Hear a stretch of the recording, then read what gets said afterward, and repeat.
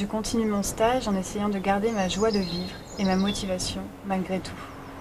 Cet après-midi, une infirmière m'a crié dessus afin que j'effectue un soin très rapidement et voulait que je fasse un calcul de dose tout en me criant dessus. Ces mots désespérés sont ceux de Raphaël Jean-Louis. Cette étudiante infirmière a vécu son stage à l'hôpital comme un chemin de croix. Des insultes, des cris, des violences. Raphaël rentre le soir chez elle fatiguée et surtout écœurée. Elle s'efforce d'oublier avant que son passé ne la rattrape. J'ai vu une infirmière avec un étudiant qui m'a tout de suite rappelé ce que moi j'avais vécu. Et je me suis dit, mais c'est là au quotidien en fait. Et les conditions de travail qui se détériorent au quotidien également sont encore là. Et je me suis dit, c'est grave, c'est un constat en fait, c'est un gros problème dans la santé quoi.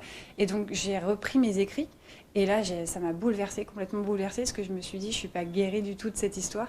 Raphaël décide de partager cette mauvaise expérience dans un livre. Elle trouve un éditeur, le succès est immédiat. La parole des infirmières se libère et motive la jeune femme à aller encore plus loin pour dénoncer le harcèlement à l'hôpital. Passionnée de cinéma, elle écrit cette fois un scénario pour valoriser cette profession. Son éditeur est séduit, il décide de l'accompagner, le film devient un objectif. Sous une forme que je ne connais pas encore très bien, mais il y a déjà des contacts sérieux qui ont été pris. Elle va scénariser un petit peu, parce que un petit peu différemment peut-être le livre, mais elle fera son film, mais elle le fera. J'ai pas vraiment l'habitude de faire ça. La jeune infirmière ne débute pas au cinéma. Elle a déjà réalisé des courts-métrages, l'un d'entre eux a même été sélectionné au Festival de Cannes. J'avais déjà ce projet de long-métrage sur nous les soignants quand je débutais mes études d'aide-soignant, d'infirmière.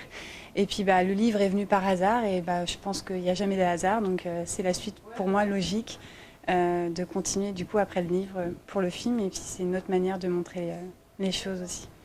600 000 infirmières exercent en France, une profession mal rémunérée, peu considérée et toujours sous pression.